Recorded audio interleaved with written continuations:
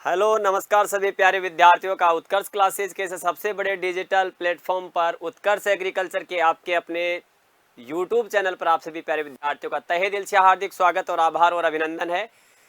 आप सभी विद्यार्थियों के लिए दीपावली के इस पावन पर्व पर, प्रकाश के इस पावन पर्व पर, लक्ष्मी जी के इस पावन पर्व पर हम आपके लिए लेकर के आए हैं इस एग्रीकल्चर के विशेष सेशन में लगभग आपके पास 350 क्वेश्चंस का एक पिटारा जो कि आपको पर डे मिलेगा।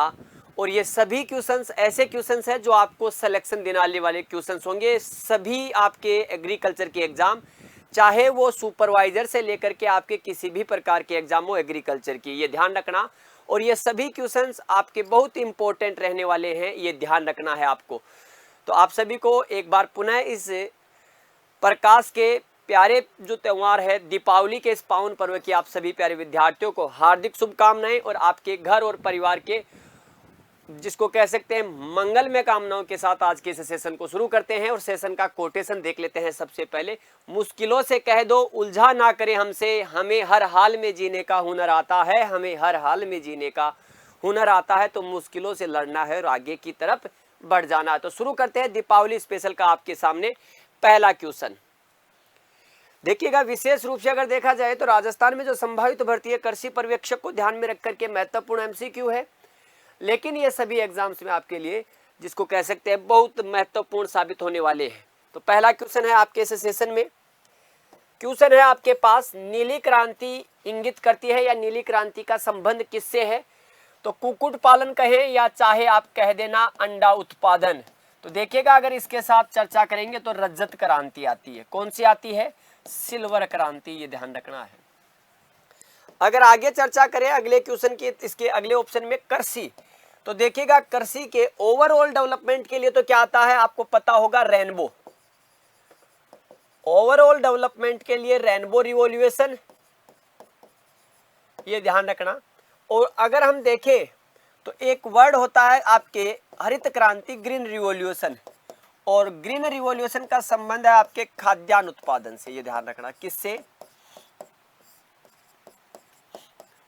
खाद्यान्न उत्पादन से। यहां देखिएगा खाद्य प्रसंस्करण, तो देखिएगा दो प्रकार की आपके पास रिवॉल्यूशंस है। एक होती है आपके पास ग्रे रिवॉल्यूशन, दूसरी होती है ब्राउन।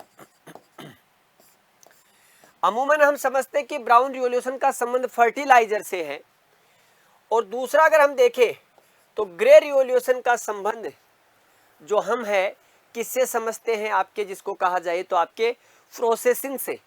तो ध्यान रखना, ग्रे रिवॉल्यूशन जिसे दूसर कहते हैं, ये तो है फर्टी से और ये है आपके प्रोसेसिंग से संबंधित। और मत्स्य की तो blue revolution refers to poultry, agriculture, food processing and fisheries. तो देखिएगा प्रधानमंत्री मत्स्य संपदा योजना का संबंध भी मत्स्य से, ये ध्यान रखना। प्रधानमंत्री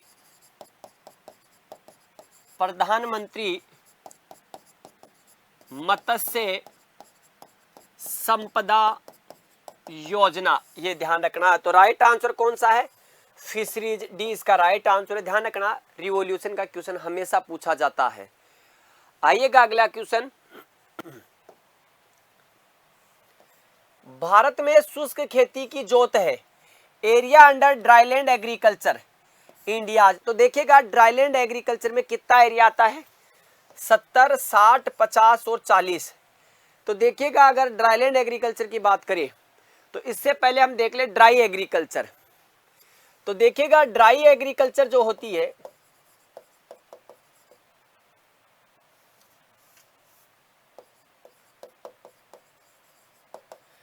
अगर ड्राई एग्रीकल्चर की हम बात करें तो इसे हम तीन भागों में बांट करके अध्ययन करते हैं। एक होता है ड्राई फार्मिंग, दूसरा होता है ड्राईलैंड आपके, दूसरा जो है वो कौन सा है? Dryland agriculture. और तीसरा है आपके पास रेनफेड एग्रीकल्चर। रेनफेड एग्रीकल्चर, यहां देखिएगा पूछा है कि ड्राईलैंड एग्रीकल्चर में लगभग कितना परसेंट। तो देखिएगा ड्राईलैंड एग्रीकल्चर में हमारा लगभग 60% जो है क्षेत्रफल जो है आपके इसके अंतर्गत आ जाता है, ये ध्यान रखना। अगर दोनों को मिला ले, ड्राई फार्मिंग और ड्राईलैंड दोनों को मिला ले, या यूं कहें कि ड्राई एग्रीकल्चर की बात करें तो देखिएगा ड्राई एग्रीकल्चर में लगभग आपके पास 67% का एरिया समाहित हो जाएगा, ये ध्यान रखना आपको। तो राइट आंसर यहाँ क्या है, 60% इसका राइट आंसर है, ये ध्यान रखना है। अगला क्वेश्चन देखो, पहली मानव निर्मित फसल है तो देखिएगा गेहूं, ट्रिटिकेल, चावल और बाजरा। First manmade cereal is wheat, triticale, rice और बाजरा। तो देखिएगा पहली मैनमेड क्रॉप है आपके पास ट्रिटिकल, सिकेल आपके जो Triticum aestivum, Triticum aestivum into scale serial. कौन सा है, सिकेल सीरियल। रिम्पू साहब ने, जिनका संबंध जापान से है, इन्होंने इसका क्या है, विकास किया। आपके Triticum aestivum into scale serial. अगला क्वेश्चन देखो, बीटी जीन के कपास के पौधे में स्थानांतरण से उत्पन्न कपास को क्या कहते हैं। देखिएगा ये सभी क्वेश्चंस किसी ना किसी एग्जाम में पूछे गए हैं, तो ये ध्यान रखना बहुत महत्वपूर्ण है। बीटी कपास या बीटी जीन के कपास के पौधे के स्थानांतरण से उत्पन्न कपास को क्या कहते हैं, यानी कि अगर बीटी जीन को कॉटन में आपके जेनेटिकली मॉडिफाइड किया जाए तो आपके कौन सी होगी। बायोटेक्नोलॉजी का इसमें प्रयोग होता है। कार्बनिक कपास, अकार्बनिक कपास, ट्रांसजेनिक कपास। तो यहाँ क्या हो जाएगा इसका राइट आंसर, आपके पास ट्रांसजेनिक कपास हो जाएगा। The cotton developed by transfer of BT gene in cotton plant is known as transgenic cotton. क्या हो जाएगा, ट्रांसजेनिक कॉटन हो जाएगा, ये ध्यान रखना है। और इसमें क्या प्रयोग किया जाता है, तो बेसिलस थेरियोजेनेसिस जो बैक्टीरिया है, कौन सा, बेसिलस थ्यूरेजिनेसिस, ये आपको ध्यान रखना, बेसिलस थ्यूरेजिनेसिस। भारत में एकमात्र कपास है जिसे बीटी के रूप में परमिसेबल है, ये ध्यान रखना, अनुमति है बीटी के रूप में। ट्रायल चल रहा है हमारे यहाँ पर। ये अगर पूछ लिया जाए किससे रेसिस्टेंट है तो ये ध्यान रखना है आपको, पैक्टिनोफोरा गोसिपाइला जो है आपके पिंक बोलवर्म है, किससे है, पिंक बोलवर्म, ये ध्यान रखना है आपको।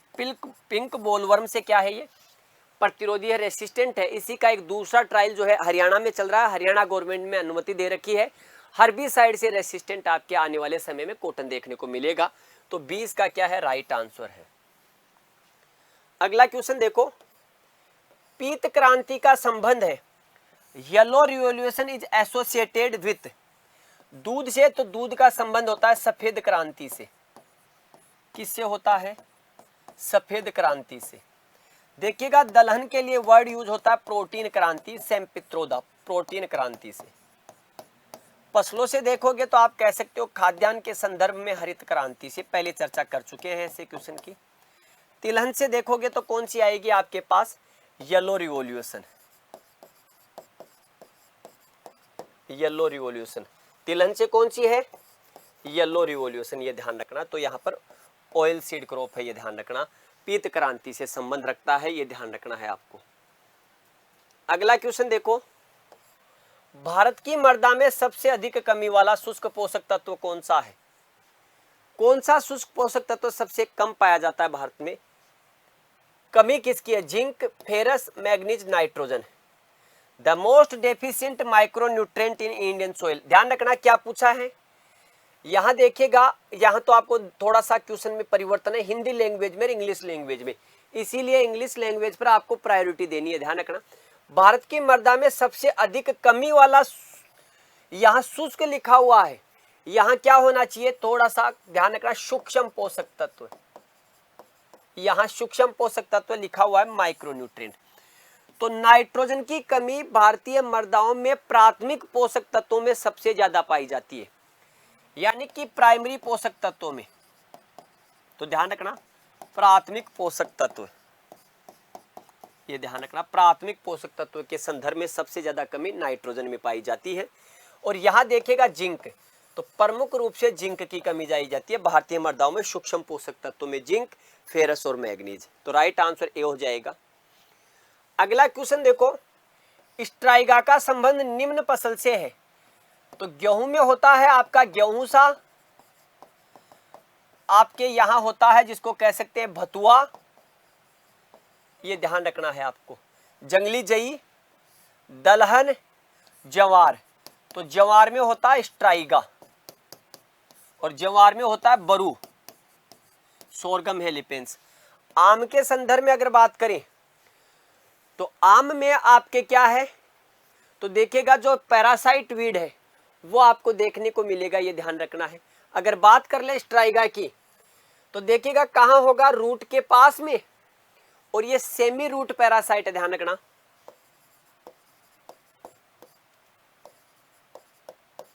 अर्धजड़ परजीवी, अर्धजड़ परजीवी, ये ध्यान रखना है आपको। पूर्ण जड़ परजीवी में पूछे तो ओरोबंकी,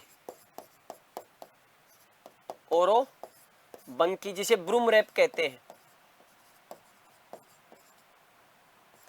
ब्रूम रैप कहा जाता है, ये ध्यान रखना इसे।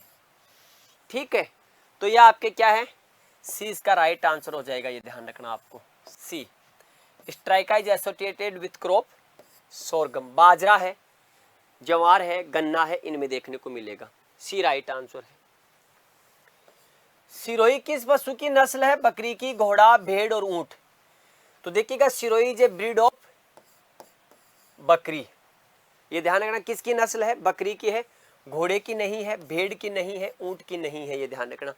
ऊंट में आपके जैसे मेवाड़ी होता है, आपके जैसे मारवाड़ी होता है, ये आपको देखने को मिलेंगे ऊंट में।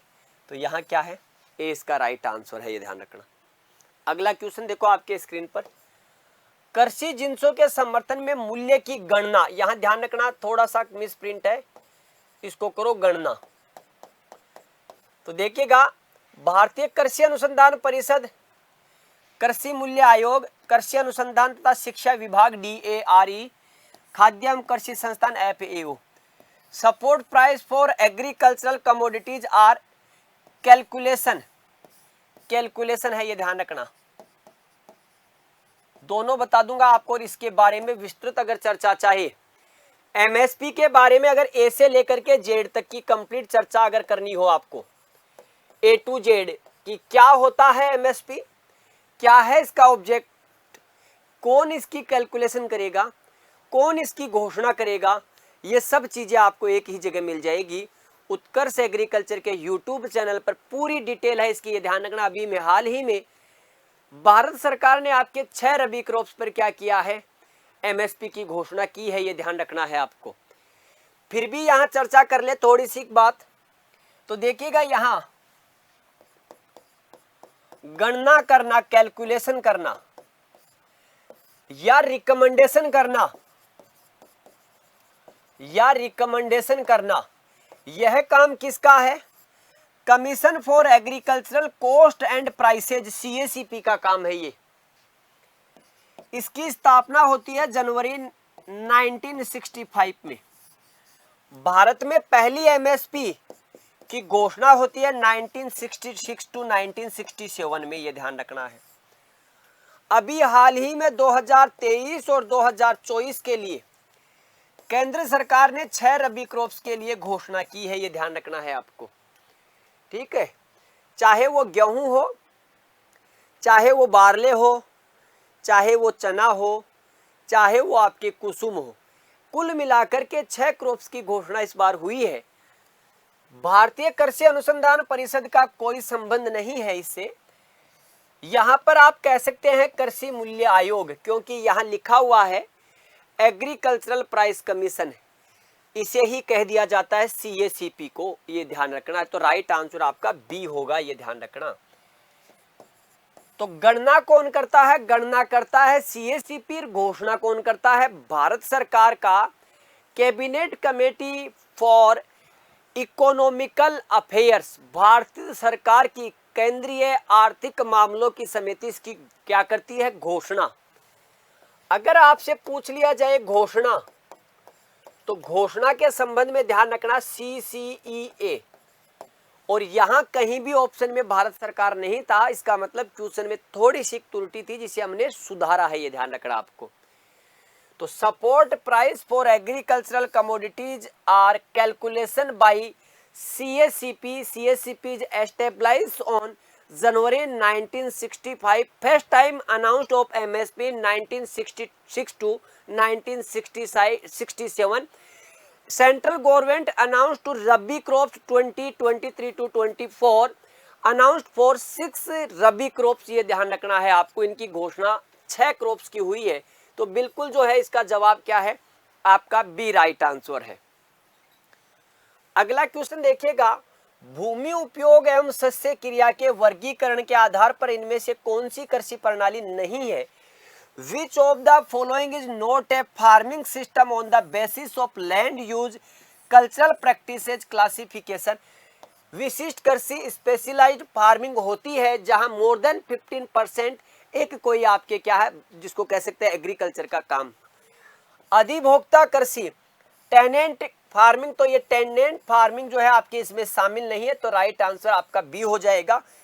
मिक्स्ड फार्मिंग देखिएगा, mixed cropping, mixed farming, farming में आपके एग्रीकल्चर आता है, क्रॉपिंग में क्रॉप्स आती है, ये ध्यान रखना। एग्रीकल्चर के ऊपर एग्रीकल्चर डिपेंडेंट बिजनेस का किया जाना आपके किस में आता है, एग्रीकल्चर फार्मिंग में। और डाइवर्सिफाइड फार्मिंग विविध कृषि, तो यहाँ क्या है, बी जो है वो राइट आंसर है। अगला क्वेश्चन चर्चा कर लेते हैं। संकर किस्मों का सर्वप्रथम उपयोग निम्न फसलों में से किया गया, बाजरा, मक्का, ज्वार और कपास। इनमें से कौन सी क्रॉप्स पर आपके सबसे पहले जो है हाइब्रिड के रूप में चर्चा की? तो देखिएगा, कपास 1970 में आपके चर्चा हुई, ज्वार, कपास और बाजरा ये आपको बताना है। तो देखिएगा सबसे पहले मेज पर और वैरायटी है गंगा 1 और 1961 में चर्चा हुई थी, ये ध्यान रखना। यहाँ पर CSV 1 है, ये ध्यान रखना। यहाँ पर आपका HB 1 है, ये ध्यान रखना है। तो hybrid varieties were first commercially exploited in maize, Zea मेज की आपके किस्म है, ध्यान रखना। और अगला क्वेश्चन आपके स्क्रीन पर है, प्रजनक के द्वारा उत्पन्न किसी किस्म के प्रारंभिक बीज को कहते हैं। क्वेश्चन पढ़िएगा, the initial seed of a variety produced by the breeder is known as, किसके द्वारा जाना जाता है, ब्रीडर के द्वारा निर्मित आपके क्या है, प्रारंभिक बीज। तो देखिएगा किसी भी बीज का प्रारंभिक बीज की शुरुआत कहां से होती है, न्यूक्लियर सीड से, मूल केंद्रक बीज से। यह ब्रीडर का खुद का आधिपत्य वाला क्या होता है, सीड होता है। इस सीड से डेवलपमेंट होता है प्रजनक बीज का, प्रजनक बीज से आपके आधार बीज और आधार से प्रमाणित और आपके ये पंजीकृत सीड। भारत में पंजीकृत सीड उत्पादित नहीं होता है, राइट आंसर है इसका न्यूक्लियर सीड, ये ध्यान रखना है। क्या है, न्यूक्लियर सीड, तो बी राइट आंसर है, ये ध्यान रखना। अगला क्वेश्चन, प्रमाणित बीज उत्पन्न किया जाता है प्रजनक बीज से, नाभिकीय बीज से, पंजीकृत बीज से, आधार बीज।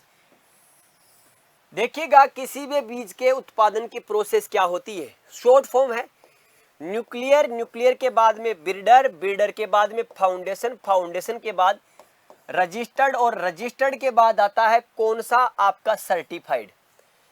देखिएगा यहां अगर आपसे पूछे कि आपके ब्रीडर सीड किसकी संतति है, तो देखिएगा ब्रीडर सीड संतति है आपके किसकी, तो न्यूक्लियस की।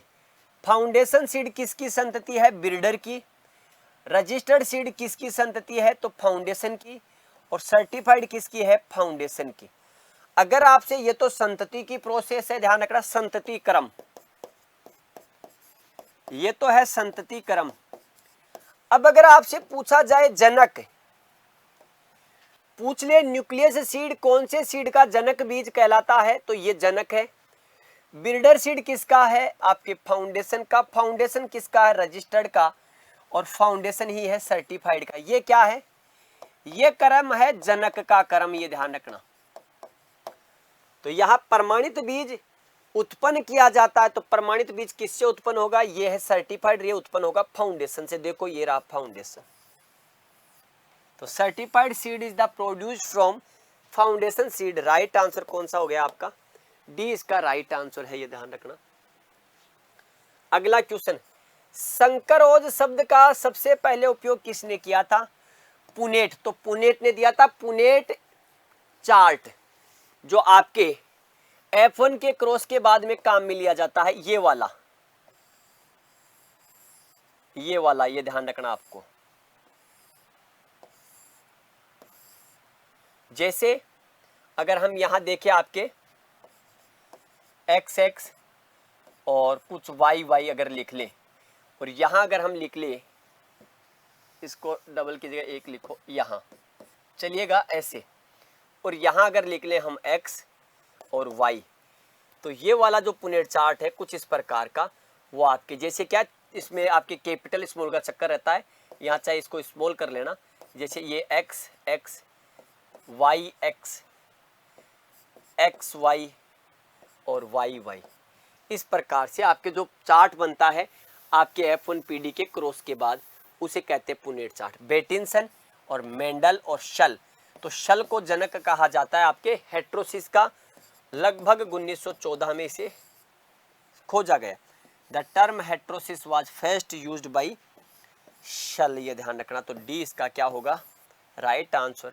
अगला क्वेश्चन है आपकी स्क्रीन पर, बिना निषेचन के फल उत्पन्न होने को क्या कहते हैं? अनिषेक फलन, अनिषेक फलन, बहुभ्रूणता, अनिषेक जनन और कलिकायन। Developed of fruit without fertilisation is called parthenogenesis कहा जाता है उसे, ये ध्यान रखना। कलिकायन आपके प्रवर्धन का पार्ट है, अनिषेक जनन इसकी प्रक्रिया है। इस अनिषेक जनन के बाद में आप क्या होगा, अनिषेक फलन। तो यहाँ पूछा है बिना निषेचन के फल उत्पन्न होना आपके कहलाता है अनिषेक फलन। अगर पूछ लेता आपके बिना निषेचन की जो प्रक्रिया है, या बिना निषेचन के फल उत्पन्न होने की जो प्रक्रिया है वह क्या कहलाती है, तो वो जनन की प्रक्रिया होती है, अनिषेक जनन। बहुभ्रूणता होती है एक ही एम्ब्रियो से एक से ज्यादा आपके किसका निर्माण होना, प्लांट का निर्माण होगा, ये ध्यान रखना। तो राइट आंसर यहाँ अनिषेक फलन है, ये ध्यान रखिएगा, इसका ए बिल्कुल सही जवाब है। अगला क्वेश्चन, गंगा 5 संकर किस्म निम्न में से किस फसल की है? तो ज्वार में तो CSV वाली आती है, गेहूं में आपकी राज वाली आती है, गेहूं में HD वाली आती है, गेहूं में DBW वाली आती है, कपास में नहीं है। मक्का की वैरायटी है Ganga 5 is a hybrid variety of मेज।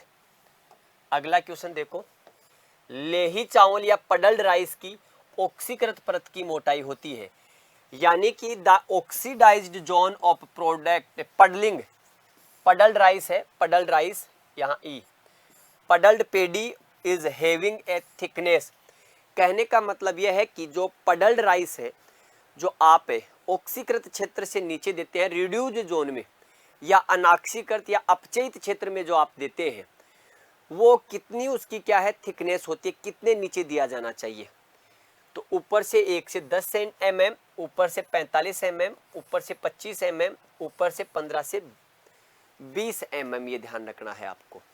तो यहाँ देखना है कितने नीचे दोगे आप, ये ध्यान रखना है। यहाँ पर top 1 to 10 mm, top 45 mm, top 25 mm और टॉप 15 to 25 mm। देखिएगा अगर आप बात करेंगे तो 1 सेंटीमीटर के बराबर होता है 10 mm, ये ध्यान रखना है आपको। और ये हम देते हैं लगभग आपके 10 सेंटीमीटर के आसपास। और यहाँ अगर देखा जाए तो अब कौन सा आंसर हमें चूज करना पड़ेगा, 10 सेंटीमीटर के आसपास वाला।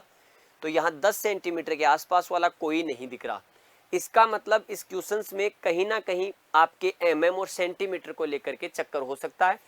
लेकिन फिर भी अगर हमें इसी में से चूज करना हो आंसर, तो हम यहाँ पर क्या कर लेंगे, ऊपर से 45 सेंटीमीटर यानी कि 4.5 सेमी, ये ध्यान रखना है आपको। अदरवाइज आपके ऑक्सीडाइज जो जोन होगा वो कितना होता है, 10 सेंटीमीटर, यानी कि 10 सेंटीमीटर नीचे आपके क्या दिया जाता है, नाइट्रोजन दिया जाता है, ताकि उसका क्या नहीं हो, उसका एक तो लीचिंग नहीं हो, एक तो लीचिंग जिसे निक्षालन कहते हैं वो नहीं हो, दूसरा इसका वाष्पीकरण नहीं हो, ये ध्यान रखना आपको, ठीक है। तो राइट आंसर यहाँ पर क्या है, बी हो जाएगा इसका। 1 हेक्टेयर में चावल की बुआई के लिए डेपोक विधि से जो नर्सरी तैयार करते हैं उस नर्सरी का साइज कितना होना चाहिए, ध्यान रखना, डेपोक विधि से। तो डेपोक विधि का विकास कहाँ हुआ, आपके international rice research institute eerie से। 50 वर्ग सेमी, 30 वर्ग सेंटीमीटर, 100 वर्ग सेंटीमीटर और 10 वर्ग सेंटीमीटर।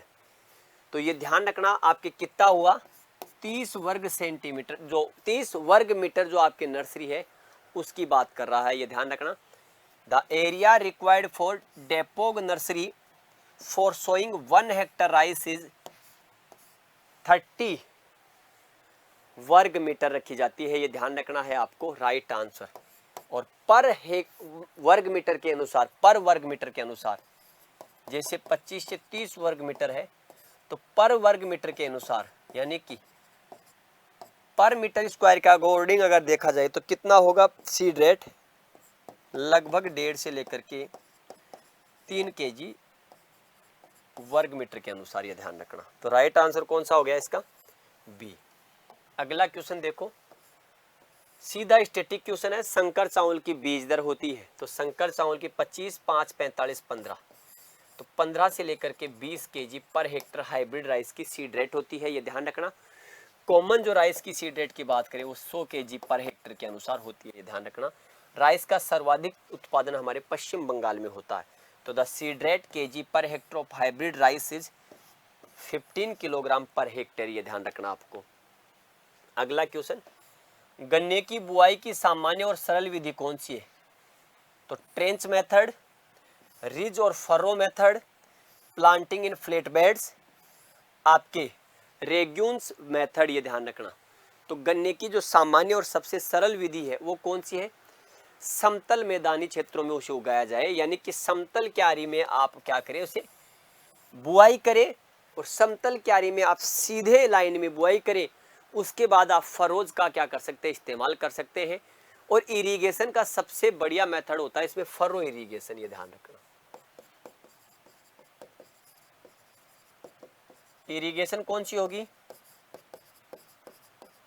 फरो इरिगेशन, ये ध्यान रखना आपको, फरो इरिगेशन। तो राइट आंसर कौन सा हो जाएगा यहाँ पर, सी राइट आंसर होगा, ये ध्यान रखना है। अगला क्वेश्चन अगर देखा जाए, अरेकिस हाइपोजिया की खेती के लिए सबसे उपयुक्त मृदा कौन सी है, मूंगफली की खेती के लिए सबसे उपयुक्त मृदा कौन सी मानी जाती है। तो मूंगफली का उत्पादन देखें तो सबसे ज्यादा गुजरात, और गुजरात के बाद नंबर आता है हमारे राजस्थान का, ये ध्यान रखना। किसका नंबर आता है, गुजरात के बाद राजस्थान का नंबर आता है। तो बलुई दोमट, चिकनी दोमट और बलुई चिकनी, तो सबसे अच्छी मानी जाती है इसके लिए बलुई दोमट, ताकि इसमें क्या हो, पेगिंग अच्छी हो, ये ध्यान रखना। गाइनोफोर्स जिसे कहते हैं, पेगिंग क्या हो, पेगिंग अच्छी होनी चाहिए, ये ध्यान रखना आपको। इसमें पेगिंग अगर अच्छी होगी तो आपके मूंगफली की खेती के लिए सबसे उपयुक्त मृदा इसे ही माना जाता है।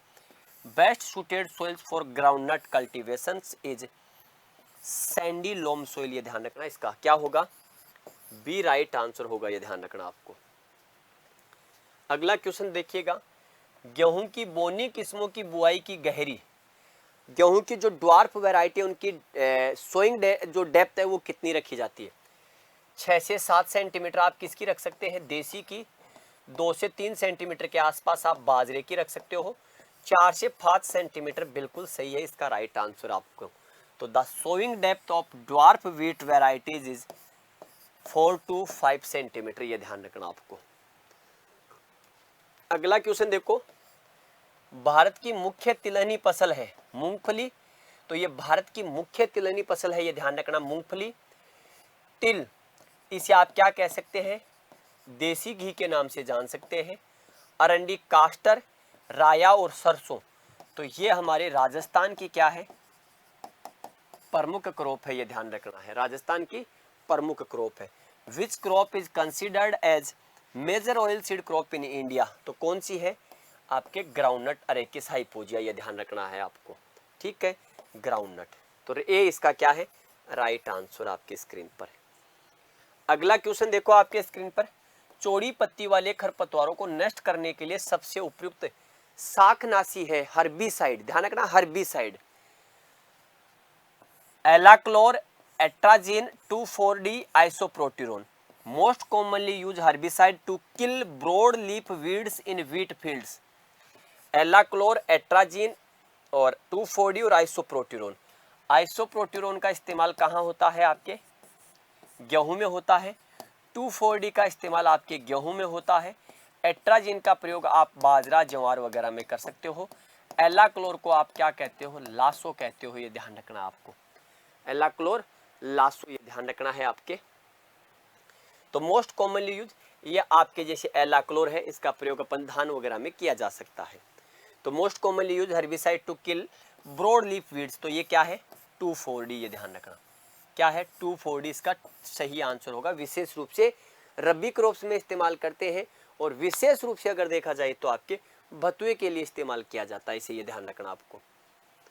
अगला क्वेश्चन है आपके पास, मूंगफली की बेहतर फली विकास के लिए जिप्सम की आवश्यकता है। तो देखिएगा, gypsum application required for the development of better pores groundnut. तो देखिएगा, मूंगफली में जो फली विकास है उसके लिए जिम्मेदार पोषक तत्व होता है कैल्शियम, और इस कैल्शियम की सप्लाई के लिए यूज किया जाता है जिप्सम, क्योंकि जिप्सम में होता है आपके पास कैल्शियम और सल्फर। कैल्शियम की मात्रा अगर आप देखोगे तो 18.5%, जिप्सम की मात्रा 23 पॉइंट कुछ और 29 पॉइंट कुछ देखने को मिलेगी। अगर आपके H2O वाला है तो आपके 23.2 और CaSO4 है तो 29.2।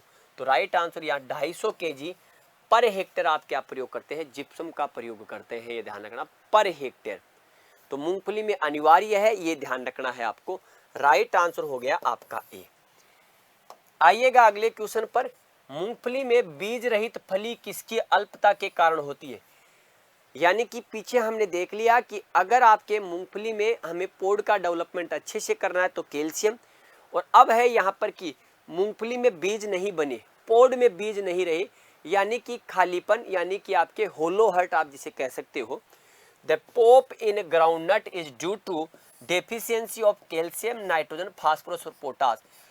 पोटास की डेफिशिएंसी से आपके सीड की क्वालिटी प्रभाव हो सकती है, ये ध्यान रखना। बीज की गुणवत्ता के लिए आपके ये आवश्यक है। ये रेसिस्टेंट आपके जो है वो डेवलप करता है। फास्फोरस जो है ये ऊर्जा को स्टोर करता है, ऊर्जा को ट्रांसफर करता है। नाइट्रोजन जो होता है ये आपके हरेपन के लिए क्लोरोफिल का पार्ट है। कैल्शियम की कमी से आपके मूंगफली में क्या हो जाएगा?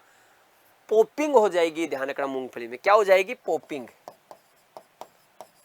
मूंगफली में क्या हो जाएगी? आपके पोपिंग हो जाती है, ये ध्यान रखना आपको। किसकी डेफिशिएंसी से? कैल्शियम की कमी से। इसकी पूर्ति के लिए पीछे वाले क्वेश्चन में देखा क्या यूज किया जाता है? जिप्सम। भारत में सर्वाधिक उगाई जाने वाली दलहनी फसल अरहर का, जिसे तूर कहते हैं, कैजनस कैजान कह देते हैं, भारत में उगाई जाने वाली आपकी दूसरी प्रमुख क्रॉप है। मटर, पाइसम सेटाइवम, मसूर, लेंटिल, लेंस एस्कुलेंटस और चना। तो यहाँ पर क्या है? चना बिल्कुल सही है। सर्वाधिक उगाई जाने वाली, सबसे उत्पादित होने वाली भारत की मुख्य दलहनी क्रॉप, सबसे ज्यादा उत्पादन आपके मध्य प्रदेश और फिर आता नंबर राजस्थान का, ये ध्यान रखना। MP और Rajasthan. Most commonly and widely cultivated pulses crops in India. या उपरोक्त क्रॉप में से अगर बात की जाए तो कौन सी क्रॉप्स पर राज्य आपकी केंद्र सरकार MSP की घोषणा नहीं करती? तो देखिएगा, मटर पर MSP की घोषणा नहीं होती है, ये ध्यान रखना। बाकी अरहर पर घोषणा की है, मसूर पर की है, चने पर की है, ये ध्यान रखना है आपको, ठीक है। तो ये ध्यान रखना आपको इस चीज का। राइट आंसर यहां क्या हो गया? आपके यहां पर चिकपी और बंगाल ग्राम जिसे आप कहते हैं, ये ध्यान रखना आपको। काबुली चने में रो टू रो डिस्टेंस कितनी रखी जाती है? 30 सेंटीमीटर, 75, 45 और 90। देखिएगा, अगर कॉमनली बात कर ले, साइसर काबुलिनम की बात है। अगर हम सीधी बात करें तो जितनी भी दलहन क्रॉप्स है, देखिएगा जितनी भी जो दलहन क्रॉप्स है उनमें सामान्यतः जो डिस्टेंस रखी जाती है 30x10, रो टू रो 30 और प्लांट टू प्लांट 10 सेंटीमीटर रखी जाती है, ये ध्यान रखना आपको दलहन में। दूसरी तरफ अगर हम बात कर लें आपके चने में, तो देखिएगा देसी जो चना होता है, देसी चना जो होता है उसकी रखी जाती है 30x10, और जो हमारा जो काबुली चना जो होता है, इस काबुली की रखी जाती है 45x15 या 10, ये ध्यान रखना। तो for kabuli gram inter row specific is 45 cicer kabulinum, और 2n बराबर 16 होता है, ये ध्यान रखना। इसे आप क्या कह सकते हैं, सफेद चने के नाम से जानते हैं, ये ध्यान रखना, सफेद चना कहा जाता है इसे। अगला क्वेश्चन आपके स्क्रीन पर, चने की फसल का मुख्य कीट कौन सा है? मेजर पेस्ट ऑफ ग्राम, फली छेदक यानी कि पोड बोरर, सफेद लट, व्हाइट ग्रब, कटवा लट, कटवर्म, तना छेदक, स्टेम बोरर। देखिएगा पोड वर्म, हेलिकवर्पा आर्मीजरा कहते हैं इसे, हेलिकवर्पा आर्मीजरा ये कहा जाता है।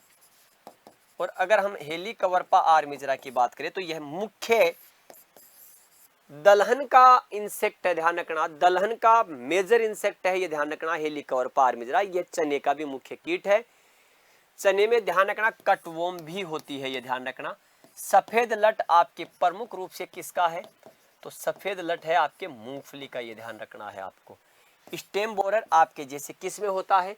तो आपके बाजरा, ज्वार, मक्का और कुछ मामलों में गन्ना, ये ध्यान रखना, स्टेम बोरर। तो स्टेम बोरर आपके बाजरा,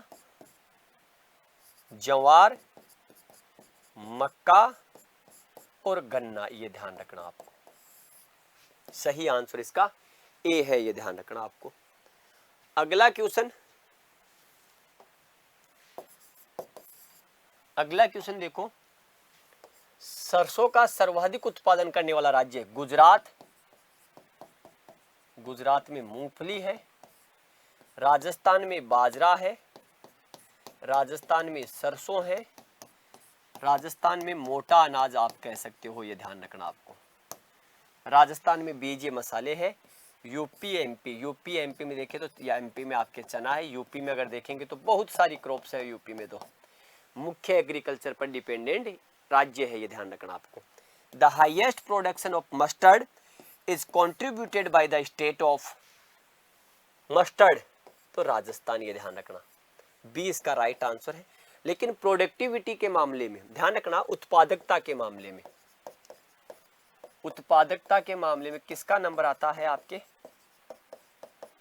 हरियाणा राज्य का नंबर आता है, ये ध्यान रखना। तो राइट आंसर क्या हो जाएगा इसका? बी होगा, ये ध्यान रखना है। अगला क्वेश्चन, फव्वारा सिंचाई पद्धति सबसे उपयुक्त है। फव्वारा सिंचाई जिसकी पाइप की लंबाई ध्यान रखना आपकी कितनी होती है? 6 मीटर, या आप कह सकते हैं कि 20 फीट इसकी क्या है? लंबाई होती है, ये ध्यान रखना फव्वारे में। अगर देखा जाए तो राजस्थान में कहें या भारत में कहें, इस स्प्रिंकलर सिस्टम के आने के बाद क्या हुआ है? आपके एरिया ऑफ सोइंग बढ़ी है, लैंड ऑफ एग्रीकल्चर जो आप कह सकते हैं खेती के लिए जो एरिया है उसमें भी वृद्धि हुई है। तो सिंचाई की पद्धति का सबसे उपयुक्त कौन सा है? उबड़ खाबड़। फव्वारा के लिए उबड़ खाबड़ है। लवणीय भूमि के लिए आपके कौन सा है? ड्रिप है, ये ध्यान रखना।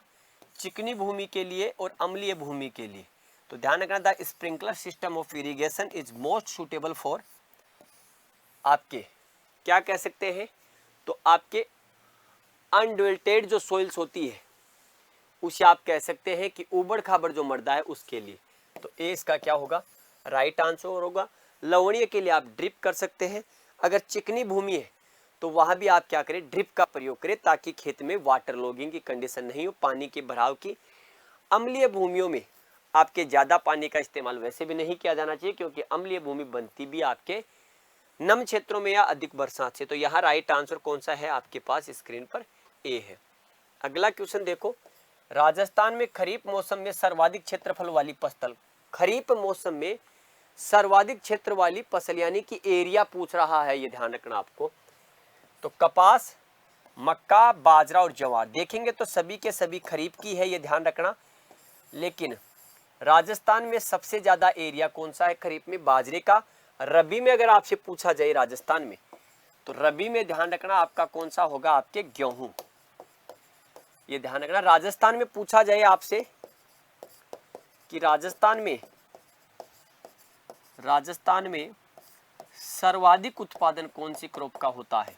तो राजस्थान में सर्वाधिक उत्पादन भी गेहूं का होता है, ये ध्यान रखना। In Rajasthan highest area of crop in kharif season is covered under, कौन सा आ जाएगा यहाँ पर? तो देखिएगा बाजरा बिल्कुल सही आंसर है इसका, ये ध्यान रखना। सी आपका राइट जवाब है। अगला क्वेश्चन देखो, वह फसल जिसे दलहनी व तिलहनी दोनों रूप में उपयोग किया जा सकता है।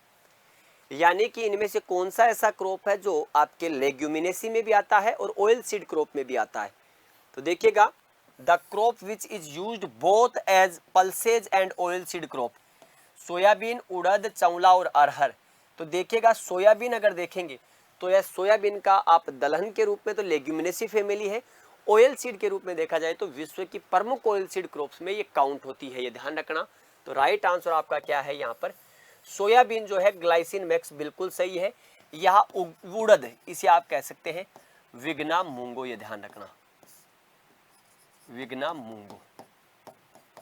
तो यहाँ ग्लाइसिन मैक्स क्या है आपका प्रमुख है। वर्तमान में देखा जाए तो महाराष्ट्र में इसका क्या होता है, महाराष्ट्र में इसका उत्पादन होता है, ये ध्यान रखना। सोया प्रदेश के रूप में आप इसे जानते हैं, किसे, आपके एमपी को। राजस्थान में सबसे अधिक मिश्रित या मिलवा खेती होती है, मिक्स्ड क्रॉपिंग पूछा है, ये ध्यान रखना। In Rajasthan most commonly mixed cropping. तो देखिएगा, राजस्थान में मिक्स्ड क्रॉपिंग में अगर देखोगे आप तो राजस्थान में कॉमनली आपको देखने को मिलता है गंवार, बाजरा। राजस्थान में आपको देखने को मिलता है बाजरा और मूंग,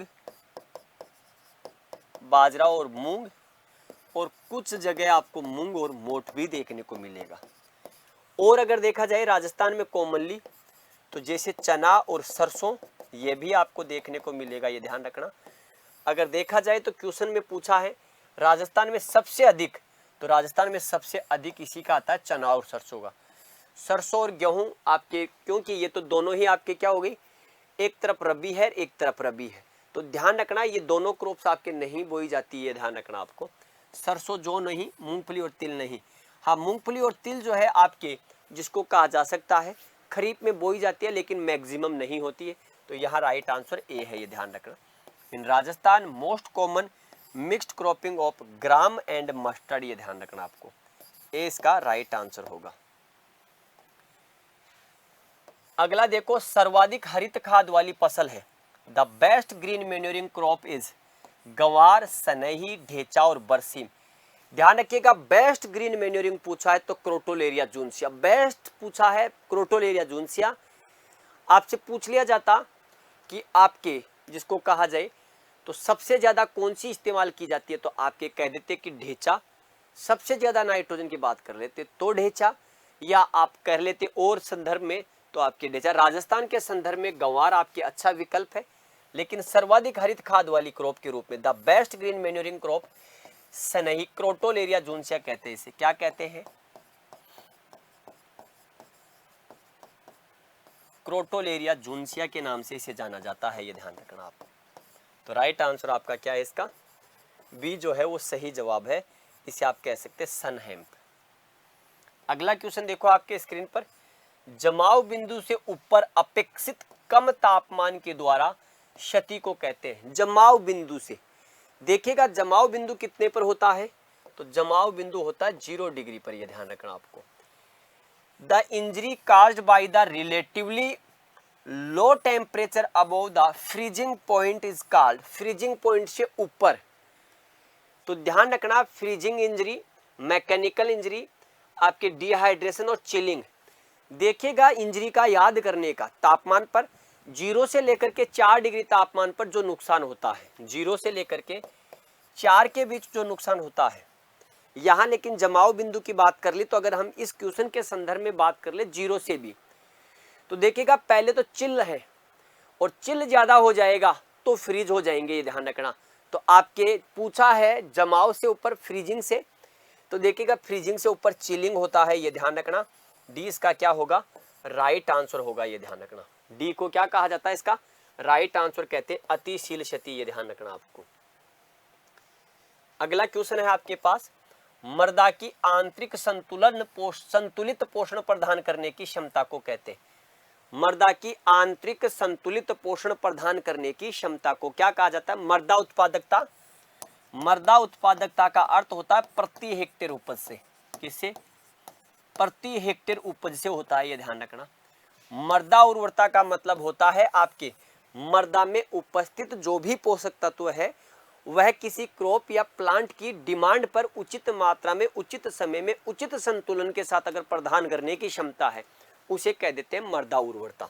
तो यहाँ पूछा है कि मृदा की आंतरिक संतुलित पोषण प्रदान करने की क्षमता को कहते हैं।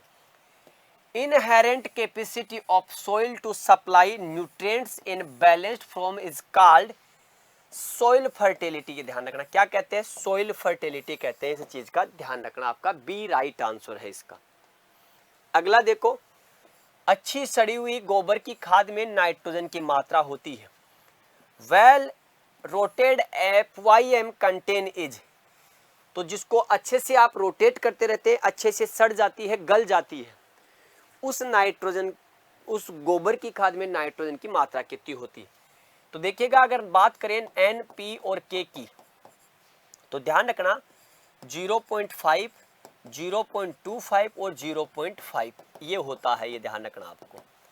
तो राइट आंसर यहाँ क्या हो जाएगा? अच्छी सड़ी हुई गोबर की खाद में नाइट्रोजन की मात्रा 0.5। अगर फास्फोरस की पूछ लेता तो 0.25, पोटास की पूछता तो 0.5। राइट आंसर यहाँ क्या है? ए है, ये ध्यान रखना आपको। अगला क्वेश्चन देखो, मैग्नीशियम और सल्फर को कहते हैं प्रमुख पोषक तत्व, प्रमुख पोषक तत्व, सूक्ष्म पोषक तत्व, अति सूक्ष्म पोषक तत्व और द्वितीयक पोषक तत्व। Magnesium and sulphur are termed as primary nutrient, micro nutrient, ultra micro nutrient और सेकेंडरी। तो देखिएगा, प्राइमरी में अगर आप देखोगे, प्राइमरी में आता है आपके पास N, P और K। माइक्रो न्यूट्रिएंट में देखेंगे तो टोटल आते हैं आपके पास 8 micro nutrient. Ultra micro nutrient में आता है आपके पास मोलिब्डेनम, ऑप्शन में मोलिब्डेनम नहीं हो तो कोबाल्ट। और सेकेंडरी न्यूट्रिएंट में आता है आपके पास कैल्शियम, मैग्नीशियम और सल्फर। यहाँ पूछा है मैग्नीशियम और सल्फर, तो राइट आंसर होगा इसका द्वितीयक पोषक तत्व, ये ध्यान रखना। सेकेंडरी एलिमेंट्स होगा, ये ध्यान रखना है आपको। टोटल सूक्ष्म पोषक तत्व की बात करें तो 8 होते हैं, जैसे बोरोन, क्लोरीन, कॉपर, फेरस। आगे देखिएगा मैग्नीज, मोलिब्डेनम, आगे देखिएगा निकिल और जिंक। ये आपके 8 क्या है, जिन्हें माइक्रो न्यूट्रिएंट कहते हैं, ये ध्यान रखना। यहाँ मैग्नीशियम जो है प्रमुख रूप से क्लोरोफिल जो होता है उसके लिए जिम्मेदार पोषक तत्व है, क्लोरोफिल के लिए, ये ध्यान रखना आपको। क्या है? क्लोरोफिल के लिए जिम्मेदार है। सल्फर जो है ये क्या करेगा? आपके ऑयल सीड्स में ऑयल परसेंटेज को इंक्रीज करता है, ये ध्यान रखना। ऑयल परसेंटेज को इंक्रीज करेगा। दूसरी अगर हम बात करें सल्फर के संदर्भ में और बात करें तो ये आपके सल्फर युक्त एमिनो एसिड्स, चाहे उनमें आपके सिस्टीन हो, चाहे आपके उसमें सिस्टाइन हो और चाहे आपके सिस्टीन, सिस्टाइन और मीथियोनिन हो, ये सभी, ये ध्यान रखना, मीथियोनिन। तो ये आपको ध्यान रखना। राइट आंसर क्या हो जाएगा? यहाँ पर डी है, ये ध्यान रखना आपको। अगला क्वेश्चन देखो, हरित रोग इंगित करता है क्लोरोसिस रेफर्स। देखिएगा, आपको मैंने ऑफलाइन जो क्लासेज है या चाहे ऐप लाइव है उनमें 3 टर्म लिखाए थे, क्लोरोसिस, इंटरवेनियल क्लोरोसिस और necrosis. 3 term, chlorosis, interveinal chlorosis and necrosis, ये ध्यान रखना। यहाँ पूछा क्लोरोसिस। देखिएगा, पत्ती के टिश्यूज का जलना नेक्रोसिस होता है, पत्ती के टिश्यूज का चलना नेक्रोसिस होता है। पत्ती के टिश्यूज का पीलेपन में बदलना, पत्ती है तो ग्रीन लेकिन वो कैसी हो रही है? आपके येलो उसमें आ रहा है कलर, तो येल्लापन जो आता है उसे क्या कह देते हैं? आपके क्लोरोसिस कहा जाता है। ये लिखा हुआ CHLO, तो देखिएगा CHLOROSIS, क्लोरोसिस कहते हैं। तो पत्ती उत्तक के पीलेपन को क्या कहा जाता है? क्लोरोसिस कहते हैं, ये ध्यान रखना आपको। तो देखिएगा, नेक्रोसिस में यह प्रक्रिया होती है टिश्यूज का डेड हो जाना। पत्ती के लाल भूरे रंग के बनने को P2O5 की डेफिशिएंसी देखी जाती है। किसकी? P2O5 की आपकी उसमें कमी देखी जाती है। तो राइट आंसर यहाँ पर क्या हो जाएगा? आपके बी होगा, ये ध्यान रखना। Yellowing of leaf tissues, B right answer. अगला क्वेश्चन देखो आपके स्क्रीन पर, किस मृदा की अधिक प्रतिरोधक क्षमता होती है? Which of the soil has higher buffering capacity. किस मृदा की आपके अधिक प्रतिरोधक क्षमता होगी? देखिएगा, बफरिंग कैपेसिटी क्या होती है? सीधा सा अर्थ अगर देखा जाए किसी भी सोइल की बफरिंग कैपेसिटी का मतलब है अपने पीएच के बदलाव का विरोध करना। ये ध्यान रखना, बफरिंग कैपेसिटी जो होती है, बफरिंग जो कैपेसिटी होती है, इस buffering capacity means oven soils depend on pH, यानी कि पीएच से अपना क्या करे, बचाव करे। कैसा बचाव? पीएच को बदलने नहीं दे। अगर कोई सोइल अगर पीएच से अपन क्या नहीं कर पाएगी, उसको पीएच को डिफेंड नहीं कर पाएगी, तो इसका मतलब पीएच में उसमें बदलाव होगा। और अगर पीएच में बदलाव होता है तो इसका मतलब सोइल में क्या होगा, परिवर्तन, अम्लीय, लवणीय, क्षारीय बनेगी। तो कोई भी सोइल अगर उसकी बफरिंग कैपेसिटी अच्छी है, इसका मतलब वो सोइल वेल है। और यहां पूछा है कि इनमें से कौन सी सोइल ऐसी है जिसकी बफरिंग कैपेसिटी ज्यादा पाई जाती है। तो देखिएगा, बलुई मृदा की, चिकनी मृदा की, दोमट बलुई मृदा की और दोमट मृदा की। तो यहाँ क्या हो जाएगा, आपके पास जो क्ले सोइल है, ये जो क्ले सोइल है, इस क्ले सोइल की क्या पाई जाती है, आपके पास बफरिंग कैपेसिटी ज्यादा पाई जाती है चिकनी मिट्टी की। ये ध्यान रखना। तो यहाँ राइट आंसर कौन सा है, बी है, ये ध्यान रखना आपको। अगला देखो, सिंचाई के पानी का लवणीय होने पर हम फसल की खेती करना चाहेंगे। अगर हमारे पास पानी कैसा है, लवणीय है, तो लवणीय पानी में हम कौन सी क्रॉप की खेती करना चाहेंगे, जो चना, मटर और गेहूं under high salinity, high salinity है यहाँ पर, हाई सेलाइन या salinity irrigation water we will prefer to grow. तो किसकी करेंगे, जो की करेंगे, होडियम वल्गेर कहते हैं, इसे ध्यान रखना। ए इसका राइट आंसर है।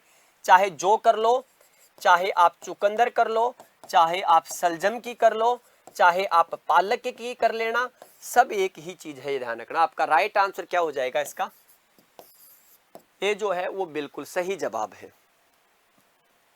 अगला क्वेश्चन देखो, चावल में खेरा रोग किसकी अल्पता से होता है या किसकी कमी से होता है? तो जिंक की, लोहे की, नाइट्रोजन की, कैल्शियम की। Khaira disease of rice is due to deficiency of zinc, लोहा, नाइट्रोजन और कैल्शियम। तो क्या आंसर होगा, खेरा रोग जिंक की कमी से होता है, ये ध्यान रखना। आपके किसकी कमी से होता है, खेरा रोग जिंक की कमी से होने वाला रोग है, ये ध्यान रखना है आपके। तो ए इसका क्या हो जाएगा, आपके पास राइट आंसर हो जाएगा, ये ध्यान रखना। यह होता है आपके आफ्टर ट्रांसप्लांटिंग 2 सप्ताह के बाद में, ध्यान रखना। इसमें पत्तियां आपके क्या हो जाती है, हल्की ब्राउन होने लगती है। तो ए इसका राइट आंसर है। अगला क्वेश्चन देखो, फलों में जेली बनाने का मुख्य कंपोनेंट है। जेम और जेली दो आपके फूड प्रोसेसिंग प्रोडक्ट है, ये ध्यान रखना, जिनको कह सकते हैं पोस्ट हार्वेस्टिंग की प्रोसेस होती है, ध्यान रखना। ये शक्कर, विटामिन, पेक्टिन और सेलुलोज। तो देखिएगा, कोई भी जेली जो बनाई जाती है सबसे बेस्ट बनती है आपके अमरूद की, ये ध्यान रखना। सबसे बेस्ट किसकी बनती है, अमरूद की जेली बनती है, ये ध्यान रखना। यहाँ पर अगर यहाँ देखें तो शक्कर, विटामिन, पेक्टिन और सेलुलोज, तो ये किसकी बनती है सबसे अच्छी, पेक्टिन की बनती है, ये ध्यान रखना। C right answer. Very important constituent in fruits for preparing jelly, तो पेक्टिन। और देखिएगा 0.75 से लेकर के 0.9 जेली में पेक्टिन की मात्रा होनी चाहिए, ये ध्यान रखना है आपको। या यूं कहे कि 1% के आसपास पेक्टिन की मात्रा होनी चाहिए, तो इसका सी राइट आंसर है। अगला देखो, फलों के बगीचे में अधिकतम पौधों की संख्या किस विधि से रखी जा सकती है? मैक्सिमम प्लांट्स आपके कौन से मेथड के द्वारा लगाए जा सकते हैं? देखिएगा, maximum number of fruit plants can be planted in the orchard by the system, तो त्रिभुजाकार विधि या आपके देखिएगा हेक्सागोनल सिस्टम। तो यहाँ हेक्सागोनल में आप क्या कह सकते हैं, षटभुजाकार विधि, ध्यान रखना। क्या कह सकते हैं, षटभुजाकार विधि या आयताकार विधि या वर्गाकार विधि। तो देखिएगा, ट्रायंगुलर सिस्टम, हेक्सागोनल, रेक्टेंगुलर और स्क्वायर सिस्टम। तो यहाँ क्या हो जाएगा राइट आंसर, हेक्सागोनल मेथड हो जाएगा, ये ध्यान रखना आपके। तो सर्वाधिक पौधे किससे लगाए जाते हैं, हेक्सागोनल से लगाए जाते हैं, ये ध्यान रखना। यहाँ पर जो है राइट आंसर क्या है इसका, बी है, ये ध्यान रखना। Maximum number of fruits plants can be planted in the orchard by the system of hexagonal. वर्गाकार सबसे सरल विधि है, ये ध्यान रखना आपको, इस चीज का ध्यान रखना। तो बी इसका राइट आंसर है। अगला क्वेश्चन देखो, सभी मौसमों में उगने वाला फूल कौन सा है? विच flower can be grow in all season? Which flower can be grow in all season, गेंदा आपके पास कॉर्नफ्लावर, गुलदाउदी, क्राइसेंथेमम या कैंडिडप्ट, कैंडिडप्ट। तो बताइएगा गेंदे को आप क्या कहते हैं, डे न्यूट्रल प्लांट कहते हैं, टेगेटस इरेक्टा और टेगेटस फेटुला। ये ध्यान रखना गुलाब के बाद सर्वाधिक उत्पादन होने वाले फ्लावर्स में काउंट होता है। तो यहाँ क्या आंसर हो जाएगा, सभी मौसमों में उगने वाला फूल कौन सा है, गेंदा है। ये ध्यान रखना, इसे आप डे न्यूट्रल प्लांट के रूप में काउंट करते हैं। इसमें अफ्रीकन और फ्रेंच गेंदा होता है, और अफ्रीकन गेंदे को भारत का गुलाब भी कह दिया जाता है। तो 6 इसका जो आपके गेंदा है ये राइट आंसर है, ये ध्यान रखना आपको। अगला क्वेश्चन देखिएगा, इनमें से फल सब्जी कौन सी है। देखिएगा विच of the following is the fruit vegetable, इनमें से कौन सा फ्रूट वेजिटेबल है आपको ये बताना है। आलू, तो देखिएगा आलू का अपन कह सकते हैं कि ये क्या है, स्टेम वेजिटेबल है। शकरकंद भी आपके टमाटर, तो टमाटर क्या फ्रूट है, ये ध्यान रखना आपको। और पालक क्या है, पालक आपके लीफी वेजिटेबल है, ये ध्यान रखना। पालक क्या है, लीफी वेजिटेबल है, इस चीज का ध्यान रखना। Potato, sweet potato, tomato and spinach, तो यहाँ क्या है, टोमेटो आपके सही है, ये ध्यान रखना, इस चीज का राइट आंसर है सी। अगला क्वेश्चन देखो, इनमें से कौन सा वर्धी प्रवर्तक नहीं है, which is not a growth promoter, कौन सा इनमें से ग्रोथ प्रमोटर नहीं है। एक ग्रोथ प्रमोटर होता है, एक ग्रोथ रिटार्डेंट होता है, ये ध्यान रखना। तो देखिएगा साइटोकाइनिन, साइटोकाइनिन जो होता है प्रमुख रूप से सेल डिवीजन का कार्य करता है। किसका कार्य करता है, सेल डिवीजन का कार्य करता है। एब्सिसिक एसिड, इसे आप स्ट्रेस हार्मोन कहते हैं, क्या कहते हैं, स्ट्रेस हार्मोन, इसे क्या कहते हैं, स्ट्रेस हार्मोन।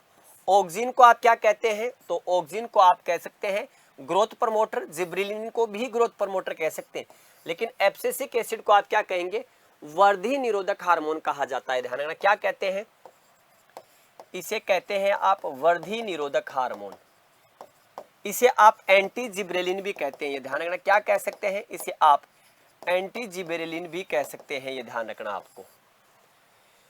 ऑक्सिन प्लांट में स्ट्रेट ग्रोथ करता है, जिब्रेलिन प्लांट में पार्श्व गति करता जो है वृद्धि करता है, यानी कि स्टेम को मोटा करने में जिब्रेलिन का विशेष रोल आपके जैसे गन्ने वगैरह में ज्यादा लिया जाता है, इस चीज का आपको ध्यान रखना।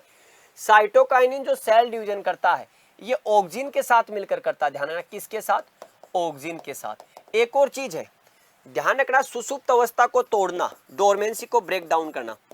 सुषुप्त अवस्था की अगर हम बात करें तो सुषुप्त अवस्था को तोड़ना, और सुषुप्त अवस्था को तोड़ने का काम कौन करता है, दो आपके पास हार्मोन है, एक आपके पास है जिबेरेलिन, जो आपके जिब्रेलिन है, और जिब्रेलिन के बाद आता है नंबर साइटोकाइनिन का, किसका आता है, साइटोकाइनिन का नंबर आता है, ये ध्यान रखना आपको। तो यहाँ क्या हो गया, एब्सिसिक एसिड जो है ग्रोथ प्रमोटर नहीं होकर के क्या है, ग्रोथ रिटार्डेंट है, आपको इस चीज का ध्यान रखना है यहाँ पर। तो राइट आंसर यहाँ क्या हो जाएगा, बी हो जाएगा, ध्यान रखना। अगला क्वेश्चन देख लीजिएगा, इनमें से कौन सा शुष्क जलवायु का फल नहीं है, which is not fruit of arid climatic conditions, इनमें से कौन सा शुष्क जलवायु का फल नहीं है, which is not fruit of arid climatic conditions. खजूर देखिएगा शुष्क जलवायु का फल है, केला उष्ण जलवायु का फल है, ध्यान रखना, केला क्या है, उष्ण जलवायु का फल है, इस चीज का ध्यान रखना। अनार भी आपके शुष्क और अर्ध शुष्क जलवायु का फल है। बेर बिल्कुल शुष्क जलवायु का राजा कहा जाता है, इसे क्या कहते हैं, शुष्क जलवायु का राजा, तो इसे आप कह सकते हैं शुष्क जलवायु का राजा कहते हैं, ये ध्यान रखना आपको। तो राइट आंसर यहाँ क्या हो जाएगा, बनाना। कहा जाता है डेट पॉम के बारे में, सिर जिसको कह सकते हैं कि आग में, पैर कह सकते हैं कि पानी में, किसके लिए कहावत है आपके पास, खजूर के लिए। ध्यान रखना, खजूर के लिए क्या कहा जाता है, तो इसके लिए कहा जाता है सिर आग में और पैर पानी में, ये ध्यान रखना आपको। फोनिक्स डेक्टाइलीफेरा इसका नाम है, ये ध्यान रखना है आपको। लेकिन यहाँ राइट आंसर पूछा है कौन सा इस जलवायु का फल नहीं है शुष्क का, तो केला, मूसा पैराडीसिया का, ये ध्यान रखना, म्यूजेसी फैमिली का है।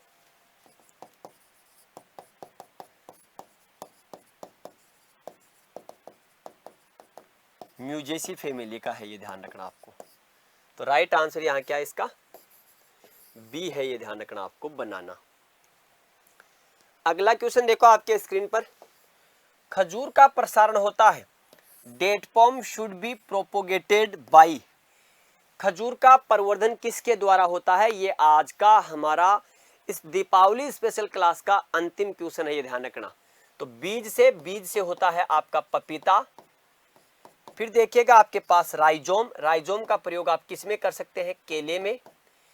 बडिंग और अंतःभूतरी सक्कर्स, तो देखिएगा सक्कर्स का प्रयोग प्रमुख रूप से केले में, केले के अंदर सक्कर्स अगर ऑप्शन में नहीं हो तो राइजोम में। और यहां पूछा है खजूर का प्रसारण, तो देखना खजूर में आप क्या करेंगे, सक्कर्स प्रयोग कर लेंगे। अगर ऑप्शन में क्या नहीं है तो ऑप्शन में जो ऑफशूट अगर नहीं हो तो ध्यान रखना ऑफशूट की एब्सेंट में, ऑफशूट की अनुपस्थिति में किसका प्रयोग होता है, आपके सक्कर्स का प्रयोग किया जाएगा, ये ध्यान रखना डी। तो ये हमारे आज के इस सेशन के 50 क्वेश्चंस थे। तो ये आपके रिवीजन में, आपकी एग्जाम के दृष्टिकोण से बहुत इंपॉर्टेंट होंगे। आप सभी विद्यार्थी जरूर बताइएगा कि ये दिवाली स्पेशल की क्लास आपके दिवाली के इस पावन पर्व में 4 चांद जरूर लगाएगी। तो आप सभी को एक बार पुनः दिवाली के पावन पर्व के आप सभी को राम राम, जय हिंद, जय भारत, बेस्ट ऑफ लक।